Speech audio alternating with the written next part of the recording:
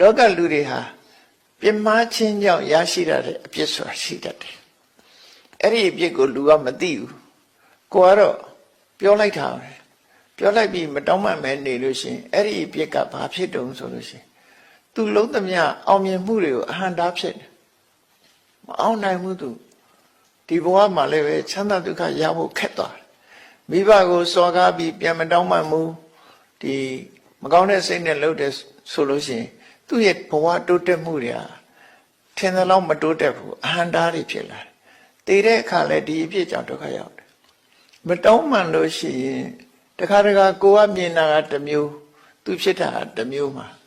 အပြစ်ပြောမိတဲ့ပုဂ္ဂိုလ်တွေဟာနောက်မှကြလို့ရှိရင်အဲ့ဒီတိုင်းသွားဖြစ်တတ်တယ်ကြောက်ရတယ်ပေါ့ဒါမို့ဒီတန်တရားခရီးတော့အမှားမလုံးမိစေနဲ့ဆိုတဲ့မှာကြည့်